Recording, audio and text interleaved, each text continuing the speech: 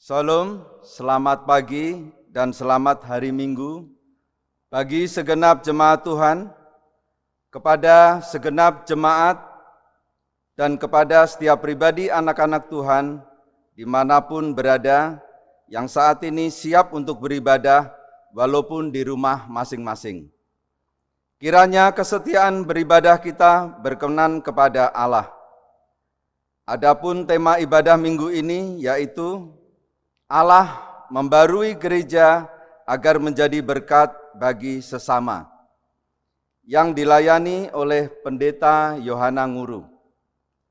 Dalam minggu ini, jemaat Tuhan diharapkan agar tetap memenuhi panggilan iman untuk memberitakan tentang Tuhan Yesus Kristus dan kebenarannya di tengah-tengah ancaman dan penolakan dunia. Semoga ibadah minggu ini membawa berkat dan menjadi kekuatan bagi kehidupan iman kita. Tuhan Yesus memberkati. Nats pembimbing kita pada minggu ini terambil dari Ibrani 10 ayat yang ke-25. Berkata demikian, janganlah kita menjauhkan diri dari pertemuan-pertemuan ibadah kita, seperti dibiasakan oleh beberapa orang, tetapi marilah kita saling menasihati dan semakin giat melakukannya menjelang hari Tuhan yang mendekat. Jemaat dipersilahkan berdiri, kita awali ibadah kita dengan menyanyi dari PGJ 4 baitnya yang pertama.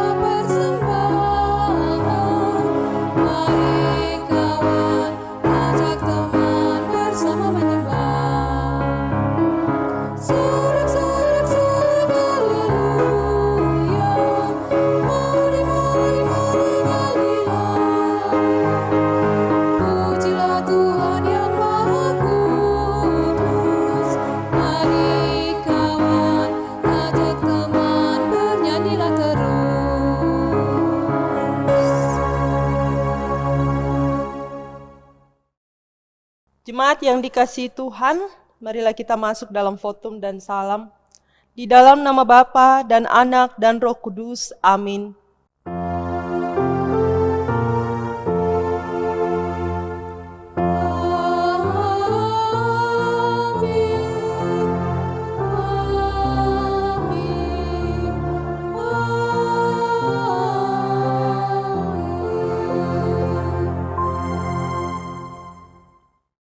Sejahteralah kamu sekalian yang ada di dalam Kristus.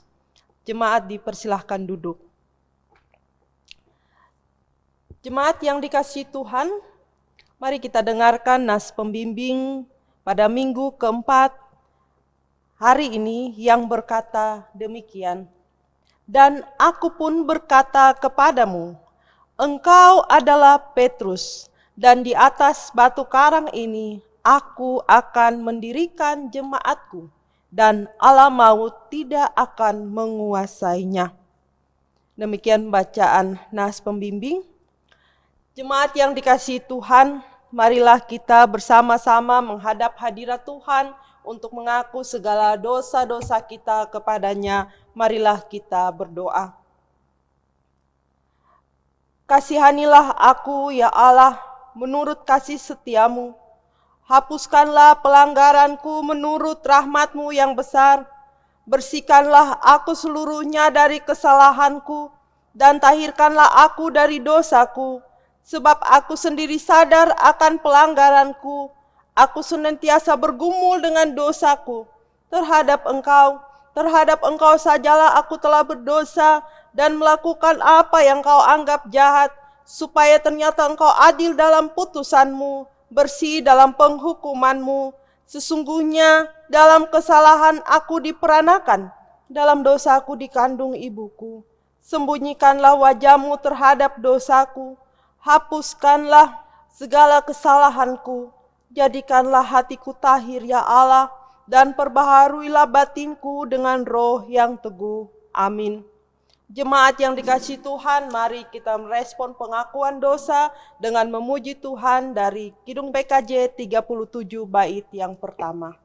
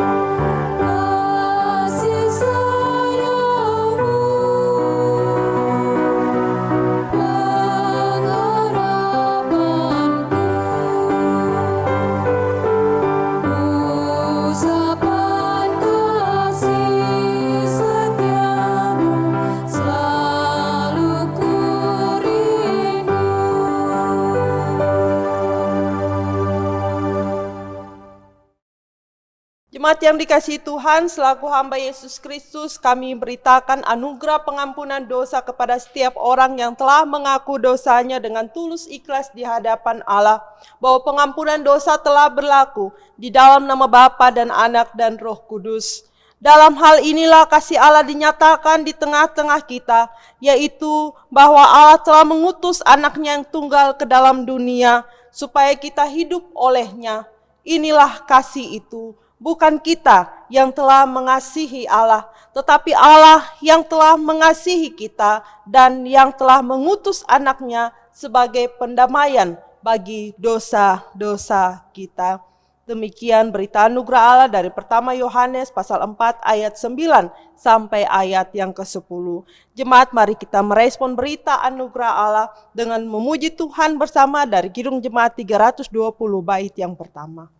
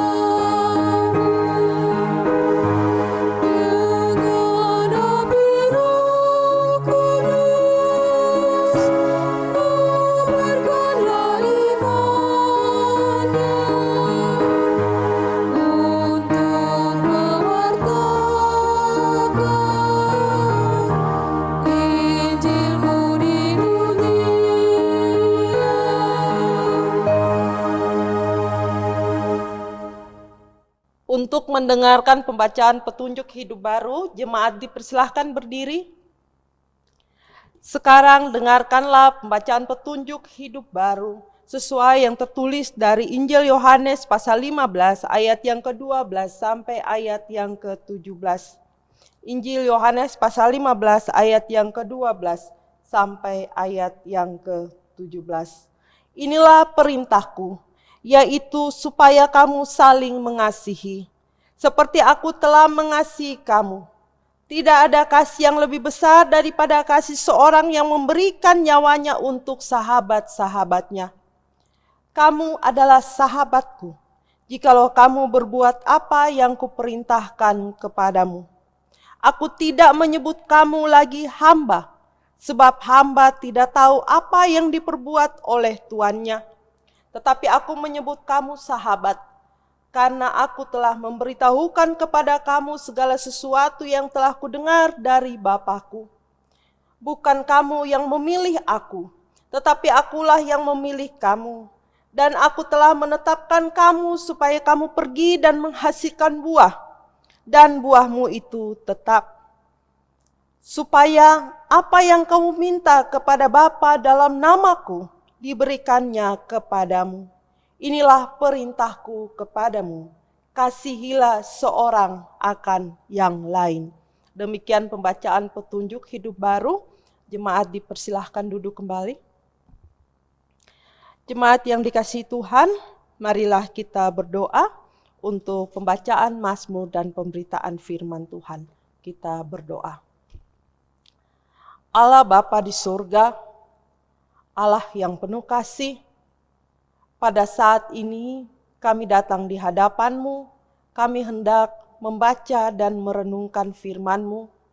Baik kami ketika hendak membaca Mazmur maupun bagian Alkitab yang menjadi dasar untuk kami renungkan. Kami mohon Tuhan perlengkapi kami, kuasai hati dan pikiran kami dengan kuasa Roh Kudus, serta berfirmanlah kepada kami, karena kami telah siap mendengar. Amin. Marilah kita membaca Mazmur 124, ayat yang pertama sampai dengan ke-8. Kita baca secara berbalasan mulai dari ayat yang kedua. Terpujilah penolong Israel, nyanyian ziarah Daud. Jikalau bukan Tuhan yang memihak kepada kita, biarlah Israel berkata demikian. Jikalau bukan Tuhan yang memihak kepada kita, maka mereka telah menelan kita hidup-hidup.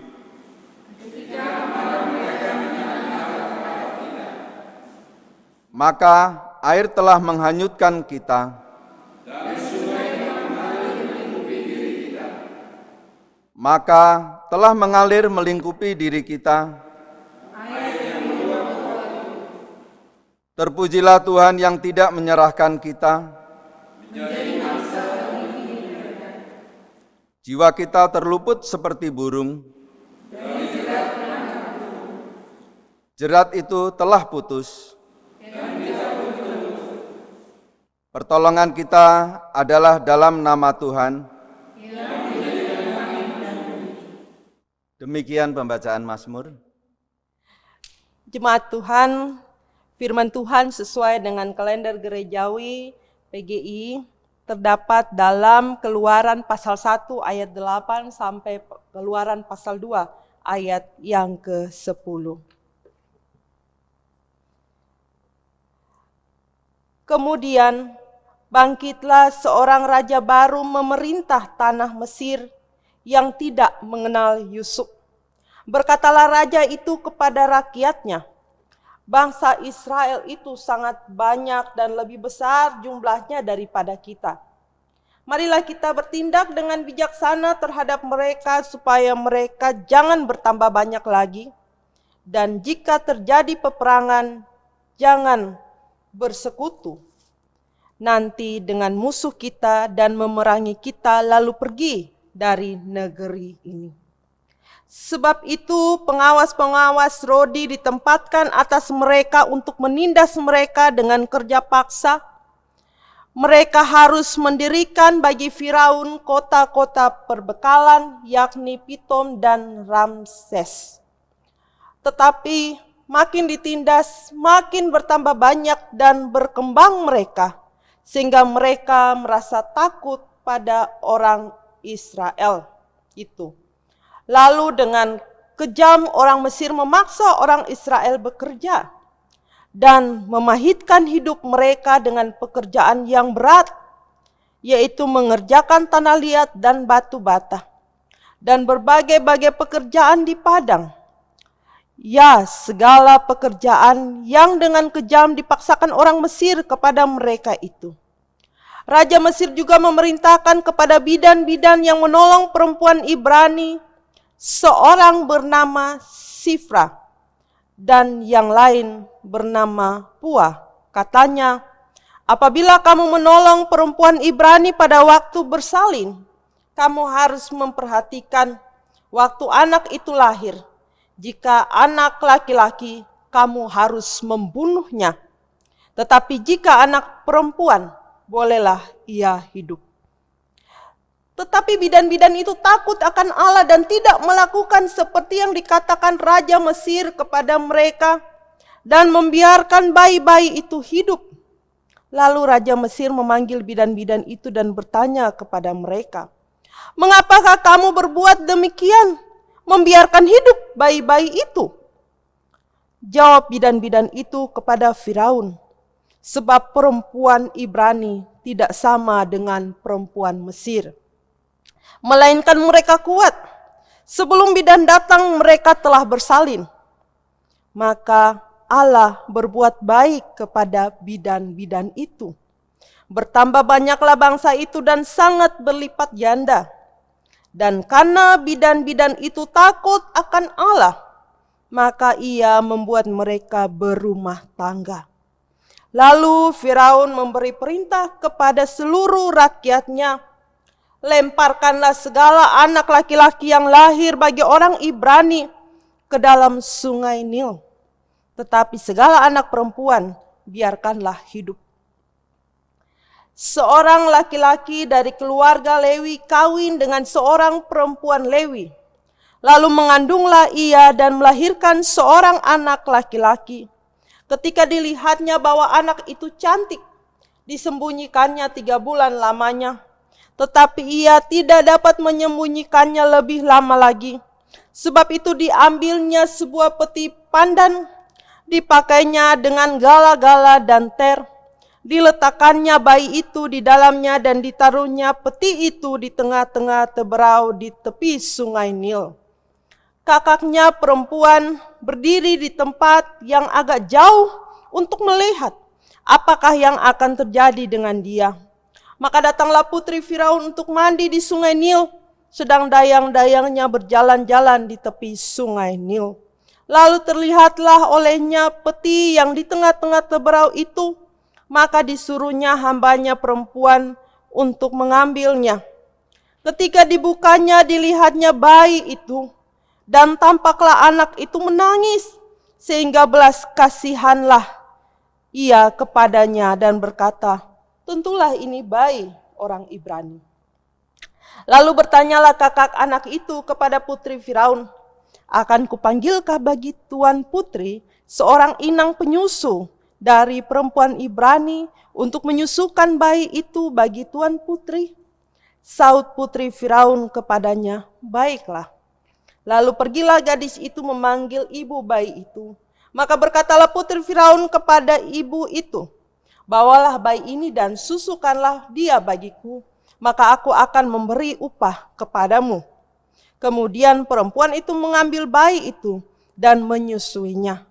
Ketika anak itu telah besar, dibawanyalah kepada putri Firaun yang mengangkatnya menjadi anaknya dan menamainya Musa. Sebab katanya, "Karena aku telah menariknya dari air." Demikian bacaan firman Tuhan. Hendaklah perkataan Kristus diam dengan segala kekayaannya di antara kamu. Haleluya.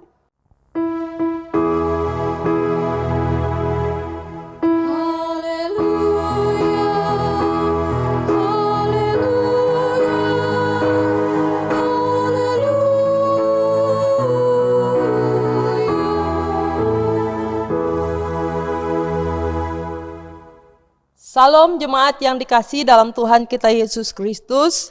Selamat hari Minggu. Masih dalam suasana memeriahkan kemerdekaan Republik Indonesia. Kita bersyukur atas kemerdekaan yang Tuhan perkenankan bagi kita dalam kehidupan berbangsa dan bernegara di Indonesia. Apapun yang terjadi, ketika Allah berdaulat, memperkenankan kita untuk menjadi bangsa yang merdeka, maka semuanya akan terjadi seturut kehendaknya saja. Dan kita mau bersyukur. Bapak Ibu jemaat yang dikasihi Tuhan, di dalam menjalani kehidupan ini, tentu sebagai gereja, ya, tidak terlepas dari berbagai pergumulan, persoalan, tantangan dalam hidup ini. Tetapi apakah di tengah berbagai pergumulan, persoalan, tantangan, apakah pertumbuhan gereja berhenti dan tidak bertumbuh lagi? Apakah gereja stop dan tidak bertumbuh lagi dari waktu-waktu kemarin atau waktu-waktu sebelumnya? Tentu tidak. Bapak Ibu jemaat yang dikasihi Tuhan, saya teringat akan judul skripsi teman saya, judulnya adalah Dihambat Semakin Merambat. Skripsi ini secara garis besar menguraikan, menceritakan tentang pertumbuhan gereja, di mana gereja dari waktu ke waktu tidak terlepas dari apa yang dinamakan tantangan, persoalan, dan berbagai faktor hambatan. Artinya bahwa gereja selalu saja berhadapan dengan berbagai faktor-faktor penghambat yang menghambat pertumbuhan gereja. Tetapi kita bersyukur bahwa dengan adanya faktor penghambat tidak menjadi satu poin penting bahwa gereja tidak akan bertumbuh. Dan saya sangat setuju dengan judul skripsi teman saya, Dihambat Semakin Merambat. Seperti itulah pertumbuhan gereja sebagai tubuh Kristus. Karena Yesus Kristus tidak membiarkan tubuhnya berada dalam suasana situasi yang terus-menerus berada dalam keterpurukan, dan dia membiarkan gereja berada terus dalam keterpurukan. Tetapi di balik persoalan, masalah, tantangan, kita lihat bahwa gedung-gedung gereja di mana sering kali terjadi gedung gereja dibakar, ya. Gereja banyak mengalami, orang Kristen, orang percaya banyak mengalami hambatan untuk beribadah, bersekutu kepada Tuhan. Tetapi dengan semuanya itu bukan menjadi satu poin penting bahwa gereja tidak akan bertumbuh. Tetapi dari hari ke hari gereja mengalami pertumbuhan, baik dari segi kualitas maupun kuantitas. Kita tidak dapat pungkiri. Bapak Ibu jemaat yang dikasihi Tuhan, di dalam tema perenungan firman Tuhan untuk kita pada saat ini, Allah membaharui gereja agar menjadi berkat bagi sesama. Jadi kehidupan gereja sebagai tubuh Kristus terus menerus dari hari ke hari, waktu ke waktu diperbaharui oleh Allah. Kita lihat di sini bahwa Allah berdaulat untuk memimpin, untuk menuntun kehidupan gereja. Bapak Ibu jemaat yang dikasihi Tuhan, bagian firman Tuhan untuk kita pada saat ini secara umum dari kitab Keluaran yang telah kita baca dan renungkan secara garis besar, secara umum mau menceritakan kepada kita peristiwa apa yang terjadi setelah Yusuf meninggal. Kepemimpinan penguasa Mesir diganti oleh seorang Firaun yang tidak mengenal Yusuf. Setelah Mesir sekian lama di bawah kepemimpinan Yusuf, kemudian Yusuf meninggal, Israel kemudian dianiaya oleh penguasa Mesir seperti yang Allah telah nyatakan kepada Abraham ratusan tahun sebelumnya. Dibandingkan di dalam kitab Kejadian pasal 15 ayat 13 sampai 14. Semua itu sudah Allah katakan ratusan tahun sebelumnya. Tetapi di situ ada janji Allah bahwa dalam kesengsaraan Israel berseru kepada Allah, kemudian Allah menyelamatkan, membebaskan. Karena perjanjian Allah dengan Abraham, Ishak dan Yakub ditepati. Allah memakai Musa untuk memimpin Israel keluar dari Mesir. Rancangan Allah berbeda dengan rancangan penguasa Mesir pada waktu itu. Allah merancang sedemikian rupa agar Musa dapat dididik di istana Mesir sebagai anak Firaun. Dapat diasuh oleh ibu kandungnya sendiri. Karena itu sebagai orang Mesir, Musa memperoleh pendidikan eksklusif di istana Mesir selama 40 tahun pertama hidupnya. Allah juga mendidik Musa di padang gurun selama 40 tahun ia melarikan diri dari kejaran tentara Mesir. Karena telah membunuh seorang Mesir, tentunya kita sudah pernah mendengarkan cerita ini. Yang paling kita ingat adalah ini pasti pernah kita dengar cerita-cerita sekolah minggu. Bapak, Ibu, dan jemaat yang dikasihi Tuhan, Allah juga mendidik Musa, Allah mempersiapkan Musa, Allah mendidik Musa di padang gurun bertujuan agar Musa menjadi pemimpin yang rendah hati dan siap dipakai oleh Allah. Selain itu Allah memanggil Musa untuk membawa orang Israel keluar dari tanah Mesir, memimpin perjalanan mereka keluar dari tanah Mesir. Walaupun Musa tidak memimpin sampai masuk Kanaan, tetapi Allah tetap memakai Musa. Artinya bahwa secara garis besar kitab Keluaran mau memberi gambaran penjelasan kepada kita bahwa dari perjalanan kehidupan Musa kita melihat bahwa Allah tetap berkenan tinggal di tengah umatnya. Baik Allah memakai Musa maupun Allah berkenan tinggal di tengah umatnya Israel. Dan secara khusus dalam pembacaan firman Tuhan dari Keluaran pasal 1 sampai Keluaran pasal 2 pada saat ini kita melihat bahwa rancangan manusia berbeda ternyata dengan apa yang Allah rancangkan. Tetapi kita dapat mengaminkan bahwa manusia selalu merancangkan, tetapi otoritas Allah yang berdaulat di dalam segala rencana dan rancangan Allah lah yang berlaku. Bukti nyata ketika Firaun melihat kondisi bangsa Israel bertambah banyak pada waktu itu, kalau kita baca dari pembacaan sebelumnya, kemudian bangkitlah seorang raja baru memerintah tanah Mesir yang tidak mengenal Yusuf. Berkatalah raja itu kepada rakyatnya, bangsa Israel sangat banyak dan lebih besar jumlahnya. Mari kita bertindak. Mari kita bertindak. Mari kita menghambat mereka. Mari kita merancangkan segala sesuatu yang jahat untuk mereka. Tetapi rancangan itu ternyata jauh dari ketetapan Allah. Artinya bahwa Allah berdaulat memakai siapa saja. Allah berdaulat tinggal di tengah-tengah umatnya. Allah berdaulat melindungi umatnya di dalam segala rencana dan rancangannya. Sehingga dalam kitab Keluaran mencatat bahwa yang berlaku, yang terjadi adalah rencana.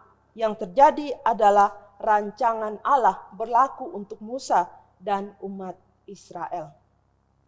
Bapak Ibu jemaat yang dikasihi Tuhan, Allah berdaulat untuk diam di tengah umatnya.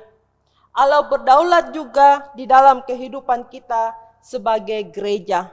Karena sesungguhnya seperti kata lagu Kirung Jemaat 257, gereja bukanlah gedung, tetapi gereja adalah orangnya. Artinya bahwa setiap saat, setiap waktu Allah berotoritas memperbaharui gerejanya dengan cara-cara Allah yang luar biasa. Kitab Keluaran dimulai dengan kisah umat Israel yang bertambah banyak. Kemudian bagaimana Allah menuntun mereka dalam perjalanan kehidupan mereka. Sehingga Allah membebaskan mereka keluar dari tanah Mesir, dari tanah perbudakan, dan menjadi bangsa yang merdeka. Allah berpihak dalam segala rencana dan rancangannya. Allah berpihak dalam segala rancangan ibu daripada Musa, bukan berpihak kepada penguasa Mesir. Justru ketika bayi laki-laki umat Israel, bayi laki-laki orang Ibrani ditindas, di situ Musa justru selamat karena semua ada dalam rancangan Allah. Semuanya tentu tidak terlepas dari iman ibu Musa. Dari kitab Keluaran yang telah kita baca dan renungkan, dan juga bagian pembacaan firman Tuhan untuk kita yang menjadi nats pembimbing pada saat ini. Di mana kita melihat, kita telah mendengar tadi iman pengakuan Petrus ketika berada dalam segala situasi dan kondisi di mana banyak orang meragukan atas kemesiasan Allah, kemesiasan Yesus Kristus. Di situ ada jawaban Yesus dengan tegas bahwa engkau adalah Mesias, anak Allah yang hidup. Kalau kita mau baca keseluruhan dari Matius pasal 16, ya, di dalam ayat-ayat secara keseluruhan, di situ ada dalam situasi dan kondisi di mana banyak orang masih mempertanyakan tentang kemesiasan Yesus. Tetapi jawaban Petrus dengan iman yang teguh, Petrus menjawab, Yesus adalah Mesias, Allah yang hidup. Artinya bahwa dari iman ibu Musa, dari peristiwa Musa, dari kehidupan orang Israel yang dibebaskan dan mereka tidak ditindas. Kemudian Allah menggagalkan rancangan penguasa-penguasa Mesir. Dan apa yang terjadi dalam pengakuan iman Petrus mengingatkan kepada kita bahwa Allah berdaulat tinggal di tengah-tengah umatnya. Allah berdaulat memperbaharui gerejanya, umatnya, gereja sebagai tubuh Kristus agar menjadi berkat bagi sesama. Allah berdaulat menjawab setiap pergumulan-pergumulan umatnya. Dari kisah-kisah dalam firman Tuhan pada saat ini mengingatkan kita bahwa Allah berdaulat menyatakan anugerahnya di dalam kehidupan kita sebagai gereja. Apa respon kita?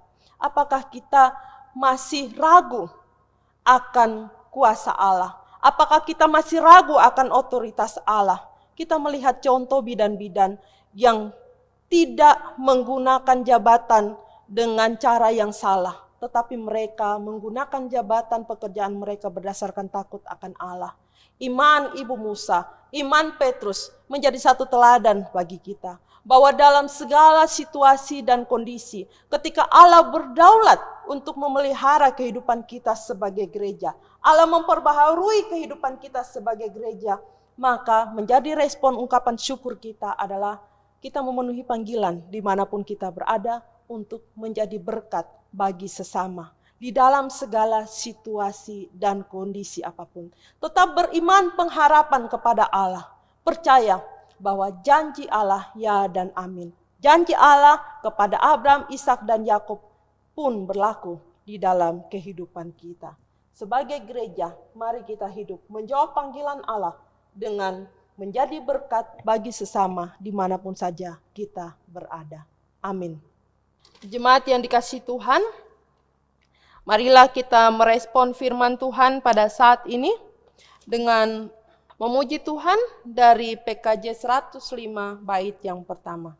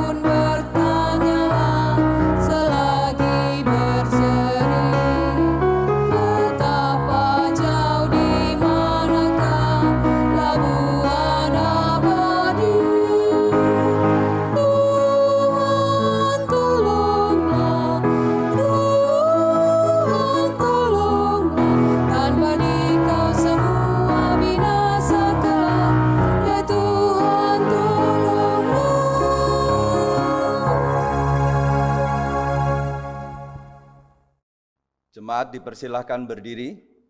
Marilah kita bersatu dalam iman, bersama-sama dengan seluruh umat Kristen di seluruh dunia, mengikrarkan pengakuan iman rasuli.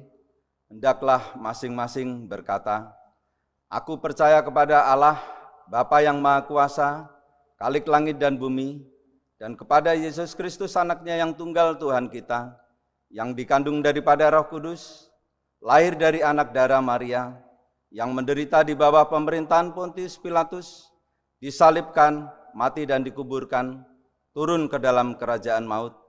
Pada hari yang ketiga, bangkit pula di antara orang mati, naik ke surga, duduk di sebelah kanan Allah, Bapa yang Maha Kuasa, dan akan datang dari sana untuk menghakimi orang yang hidup dan yang mati.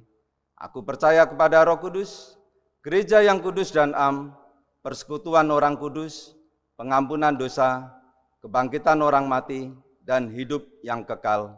Amin. Jemaat dipersilahkan duduk kembali. Jemaat yang dikasihi Tuhan, marilah kita memberi persembahan syukur kita. Sebelum memberi persembahan, baiklah terlebih dahulu kita mengingat nas Alkitab yang terambil dari Roma 12 ayatnya yang pertama.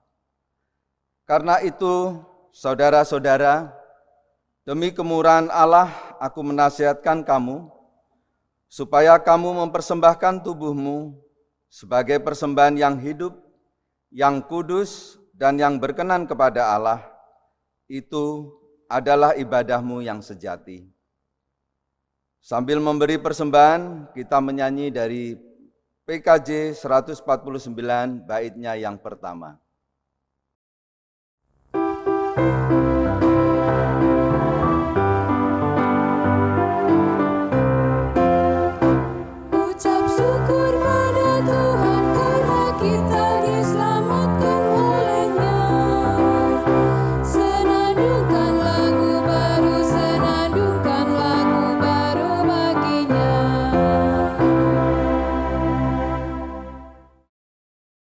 Marilah kita berdoa untuk persembahan syukur kita. Bapa di dalam surga, Bapa yang selalu melimpahi kami dengan rahmat dan berkat, saat ini kami datang membawa persembahan syukur kami. Kami mohon berkati dan terimalah persembahan syukur kami, dan jadikan persembahan syukur kami dapat menjadi berkat bagi pelayanan kasih dan kemuliaan nama-Mu. Di dalam nama Tuhan Yesus Kristus yang adalah sumber segala berkat dan juru selamat kami berdoa dan bersyukur. Amin.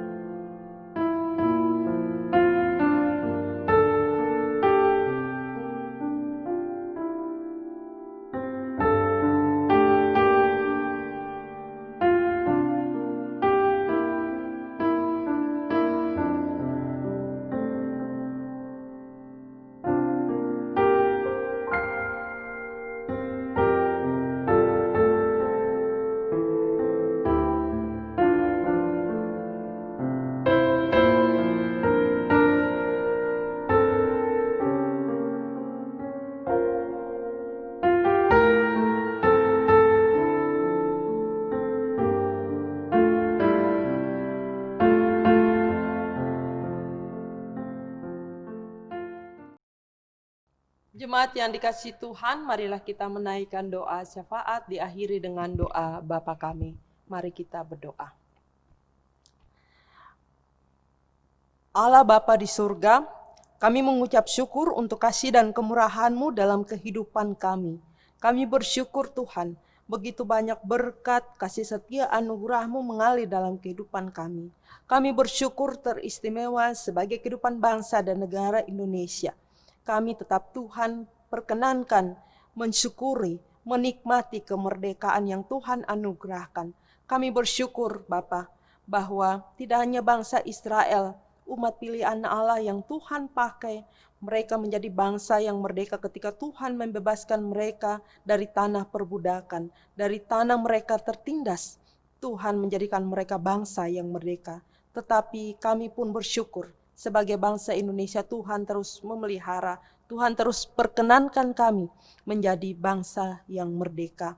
Kami bersyukur dan ajarlah kami menyatakan respon ucapan syukur kami untuk terus memuji dan memuliakan nama Tuhan, untuk terus hidup sebagai warga negara yang baik, taat kepada pemerintah dan terutama taat kepadamu Tuhan. Ya Tuhan, kami bersyukur untuk saudara-saudari kami yang dalam sepekan ini Tuhan anugerahkan pertambahan usia, baik melalui hari ulang tahun kelahiran maupun hari ulang tahun pernikahan. Kami percaya Tuhan bahwa sukacita itu datang hanya daripada Tuhan. Ya Tuhan, pada saat ini kami mau berdoa ya Tuhan, kami juga menyerahkan untuk jemaat-jemaat-Mu ya Tuhan, yang mungkin sampai pada saat ini masih berada dalam keadaan duka cita. Tuhan terus memberi kekuatan serta penghiburan ketika Tuhan berkenan memanggil kembali salah seorang yang mereka kasihi. Kami juga berdoa Tuhan bahwa kami percaya Engkau adalah sumber kekuatan serta penghiburan. Tuhan nyatakan kekuatan serta penghiburan bagi keluarga besar Bapak Asi Lalahi dan juga mungkin keluarga-keluarga lain yang tidak sempat kami sebutkan satu persatu. Biarlah Tuhan terus menguatkan, menghiburkan sehingga mereka semakin berpengharapan kepada Tuhan. Ya Tuhan, kami juga berdoa pada saat ini, kami menyerahkan jemaat-jemaat-Mu yang berada dalam keadaan sakit, lemah tubuh, pemulihan. Biarlah Tuhan nyatakan pertolongan Tuhan sehingga mereka boleh memperoleh kesembuhan. Ya Tuhan, berkarya melalui setiap makanan, minuman, obat, segala sesuatu yang dibutuhkan untuk kesembuhan mereka. Kami juga berdoa untuk kehidupan bangsa dan negara kami yang masih berada di tengah pandemi COVID-19. Kami berdoa karuniakan hikmat, kebijaksanaan kepada pemerintah bangsa dan negara ini, kepada tenaga medis Tuhan, sehingga kami percaya bahwa semuanya ada dalam seizin-Mu. Oleh karena itu kami percaya bahwa Tuhan tidak membiarkan kami sendirian, tetapi Tuhan akan bertindak, menyatakan, memulihkan kondisi bangsa dan negeri ini.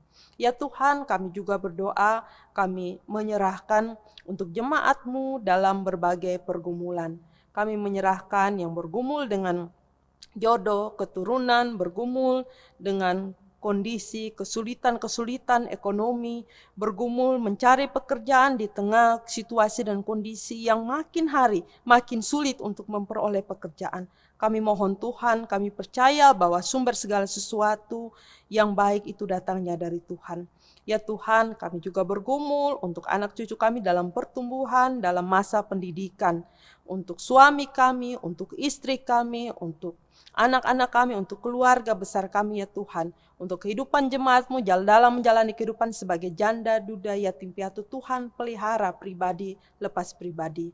Untuk pendeta, majelis, BPJ, koster, tata usaha, jemaat-Mu dalam berbagai pergumulan, bahkan pengurus majelis, kategorial dan non-kategorial, pengurus-pengurus yang ada dalam berbagai program pelayanan, bahkan kepanitiaan yang ada. Kami percaya Tuhan bahwa apapun program, kalau itu untuk kemuliaan nama Tuhan, kami serahkan ke dalam tangan pengasihan-Mu. Kami percaya Tuhan akan berkarya.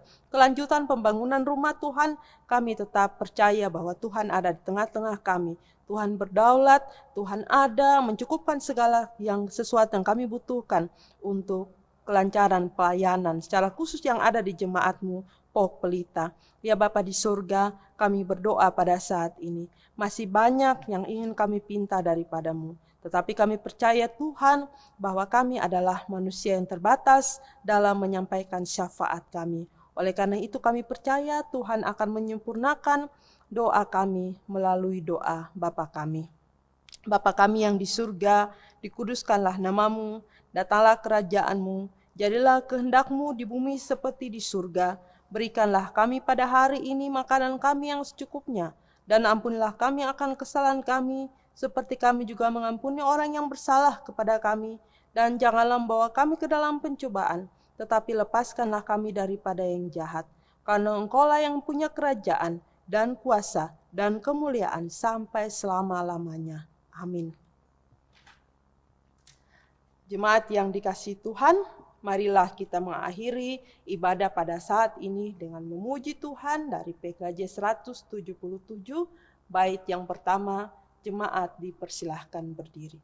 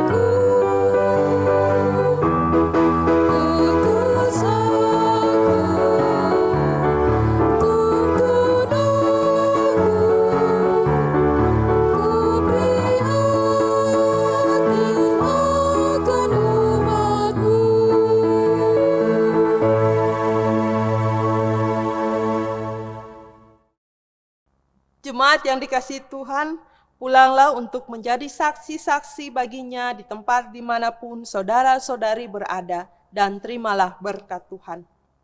Kasih karunia Tuhan Yesus Kristus dan kasih Allah dan persekutuan Roh Kudus menyertai kamu sekalian. Amin.